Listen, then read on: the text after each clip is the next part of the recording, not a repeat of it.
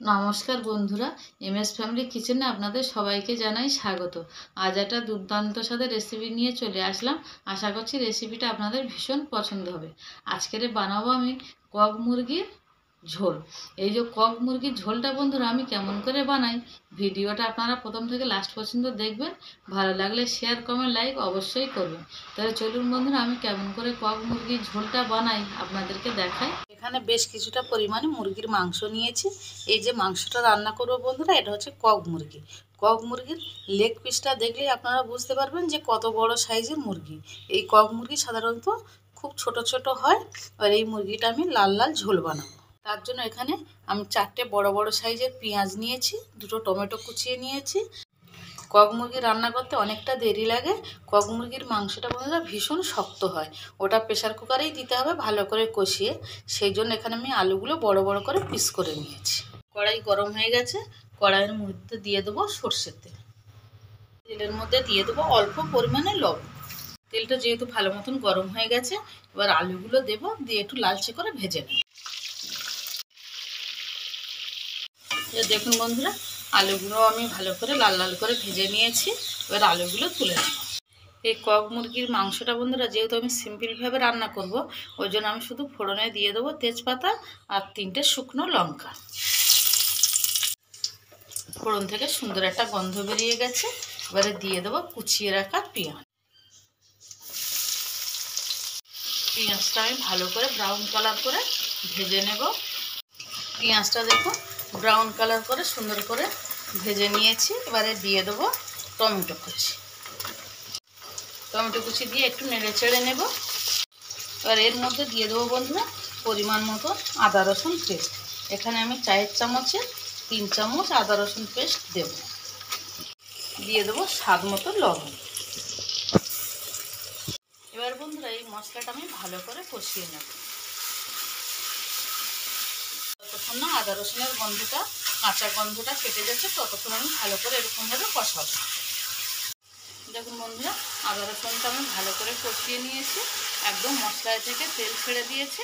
এবারে দিয়ে দেবো হলুদ গুঁড়ো। 4 চামচে 2 চামচ হলুদ গুঁড়ো দেবো। এবার দিয়ে দেবো 4 চামচের 1 চামচ লঙ্কার গুঁড়ো। এখানে আমি নর্মাল ঝাল লঙ্কার গুঁড়োটা ব্যবহার করছি বন্ধুরা, আপনারা চাইলে কিন্তু কাশ্মীরি লঙ্কার গুঁড়ো ব্যবহার করতে পারেন। এবারে লঙ্কার গুঁড়ো হলুদ গুঁড়ো দিয়ে দিলাম, তো একটু নেড়ে ছেড়ে নেব।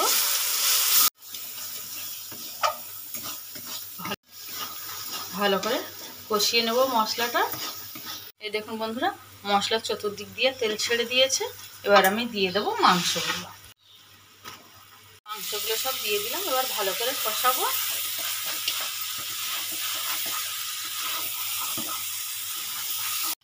এই কক মুরগির মাংসটা বন্ধুরা কষানোর মধ্যেই কিন্তু টেস্টটা আছে। এটাকে যত ভালো কষানো যাবে তত ভালো টেস্ট আসবে। আর আপনারা বন্ধুরা কারা কারা কক মুরগি খেয়েছেন আমার কমেন্টে অবশ্যই জানাবেন। এই দেখুন বন্ধুরা, আমি 2 থেকে 3 মিনিট ভালো করে কষিয়ে নিয়েছি। সব মশলাগুলো সুন্দরভাবে কষানো হয়ে গেছে। এবার আমি গ্যাসটা মিডিয়াম ফ্লেমে দেবো, দিয়ে 2-3 মিনিটের জন্য ঢাকা দেবো। এই কক মুরগির মাংসটা বন্ধুরা ঢাকা দিয়ে যত কষাবেন তত টেস্ট বাড়বে। 3 থেকে 4 মিনিট মতন ঢাকা দিয়ে রেখেছি। এবার ঢাকাটা খুলবো।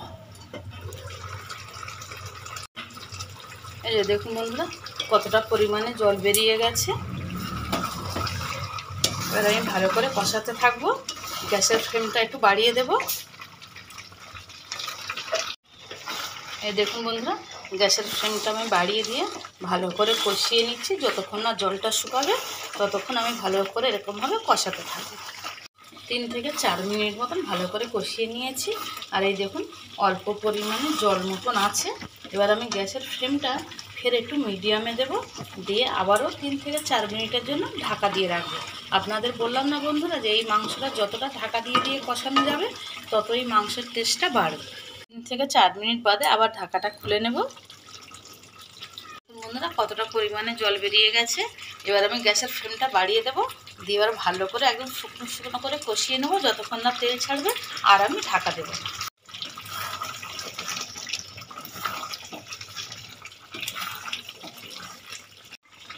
বন্ধুরা, এই কক মুরগি ঝোলের রেসিপিটা আপনাদের ভালো লাগলে একটা লাইক করবেন আর বন্ধুদের সাথে শেয়ার করবেন।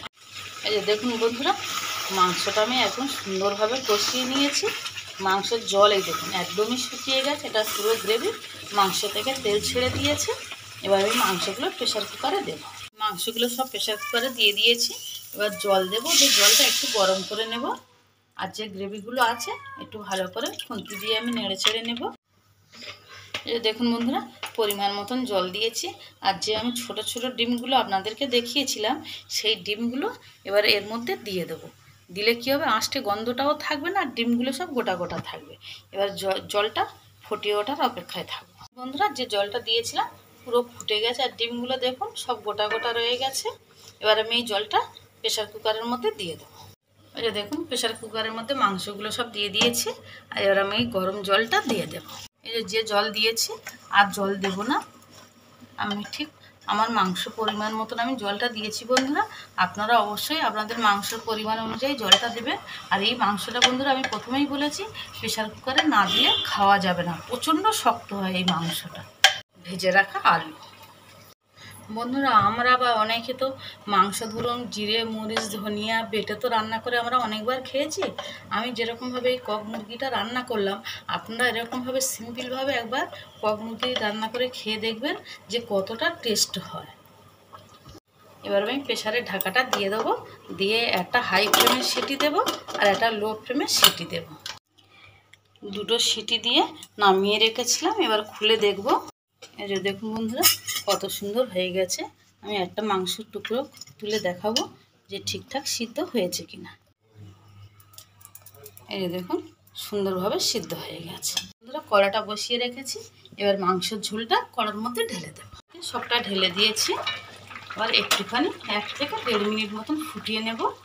দিয়ে দেবো বন্ধুরা গরম মশলার গুঁড়ো। গরম মশলার গুঁড়োটা দিয়ে দিলাম, যে একটু নেড়ে ছেড়ে দেবো। আর বন্ধুরা, আজকের এই কক মুরগির ঝোলের রেসিপিটা আপনাদের কেমন লাগলো আমাকে কমেন্ট করে জানাবেন। আর যারা আমার চ্যানেলে নতুন বন্ধুরা আছেন, যারা আমার চ্যানেলটাকে এখনও সাবস্ক্রাইব করেনি, তারা অবশ্যই আমার চ্যানেলটাকে সাবস্ক্রাইব করবেন, করে আমার পাশে থাকার অনুরোধ রইল। গরম মশলা দিয়ে দিয়েছি, দিয়ে 1 থেকে 1.5 মিনিট মতন ফুটিয়ে নিয়েছি। এবার গ্যাসের ফ্লেম অফ করে দিই। দেখুন বন্ধুরা, ঝোলটা কত সুন্দর হয়েছে। এই দেখুন বন্ধুরা। আর বন্ধুরা, ভিডিওটা প্রথম থেকে লাস্ট পর্যন্ত দেখার জন্য আপনাদের অসংখ্য ধন্যবাদ।